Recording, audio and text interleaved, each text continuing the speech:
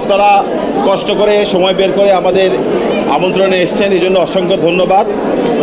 আমরা দীর্ঘ 1 বছর পরিশ্রম করে আপনাদের সামনে এই সিনেমাটা রিলিজ দিয়েছি। ইতিমধ্যেই দর্শক এটাকে আমরা যতখানি জানছি, যতখানি বুঝতে পারছি, দর্শক এটাকে সাদরে গ্রহণ করেছে। ধন্যবাদ আপনাদের সবাইকে। এখন আমি আমাদের প্রযোজক শাকিল সাহেবকে কিছু বলা না, আপনার এটা তো শিহাব ভাই বলে দিল। আপনাদের সবাইকে ধন্যবাদ for giving us support, tremendous support.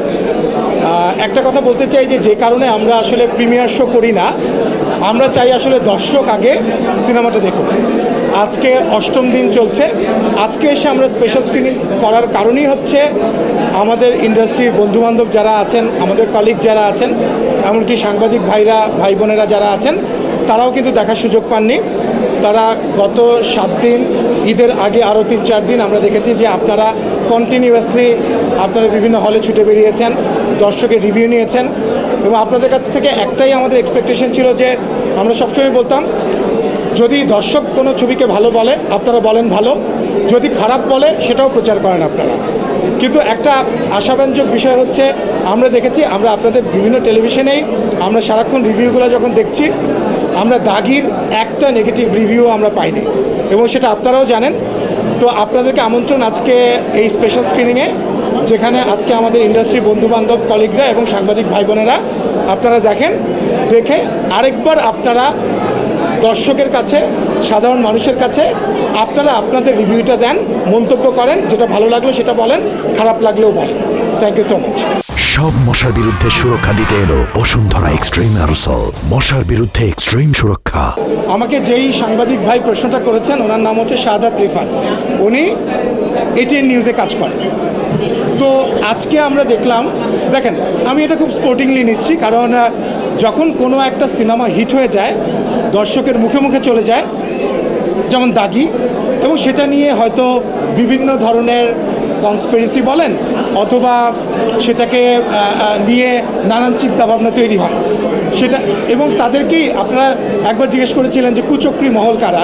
So তারাই তো কুচক্রী মহল, যারা একটা ভালো সিনেমাকে তারা বিভিন্নভাবে এফেক্টেড করতে চায়। সো এই যে সাংবাদিক রিফাত ভাই, আমরা দেখলাম যে আজকে সোশ্যাল মিডিয়াতে ভেসে বেড়াচ্ছে একটা ভিডিও, যেখানে কোনো একটা সিনেমা, আমি নাম বলতে চাই না, কোনো একটা সিনেমার রিভিউ হচ্ছে, যেখানে বলা হচ্ছে যে এটা জঘন্য সিনেমা, এবং আমরা টিকিট না পেয়ে এই সিনেমা দেখেছিলাম, খুব খারাপ, এবং পাশে দাগির ছবি দিয়ে, অ্যাজ ইফ এটা দাগির রিভিউ। তো এটা যখন সোশ্যাল মিডিয়াতে ছড়িয়ে পড়ে, তখন আমরা ইন্টারনালি কথা বলছিলাম যে এতদিন ধরে আমরা একটা নেগেটিভ রিভিউ পেলাম না, হঠাৎ করে কেন এই ধরনের রিভিউ একটা আসলো যে এত খারাপ সিনেমা। তখন আমরা আসলে একটুখানি আমাদের দিক থেকে একটু ইনভেস্টিগেট করা আরম্ভ করি। তখনই আমাদেরকে সাংবাদিক শাহাদাত রিফাত ভাই ATN নিউজের উনি যোগাযোগ করেন। উনি বলেন যে উনি কোনো একটা সিনেমার রিভিউ এটা নিয়েছিলেন, এবং সেটা উনি প্রচারও করেছেন ATN নিউজে, এবং সেটা দাগি বলে চালিয়ে দেওয়া হচ্ছে, এবং সেটাকে সোশ্যাল মিডিয়াতে ছড়ানো হচ্ছে।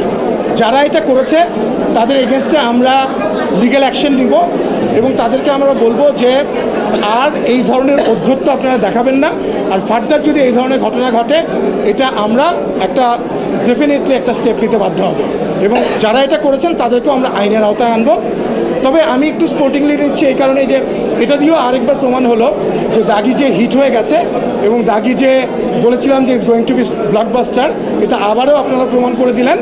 যারা হতেই পারে, এটা একটা হেলদি কম্পিটিশন, সেখানে কোনো ছবি কারো ভালো লাগবে, কারো খারাপ লাগবে, কিন্তু এটা খুবই অনভিপ্রেত যে অন্য কোনো একটা সিনেমার বাজে রিভিউ সেটাকে দাগির রিভিউ বলে চালিয়ে দেয়া, এটা খুবই ন্যাক্কারজনক, এবং আমরা এটা তীব্র প্রতিবাদ জানাই।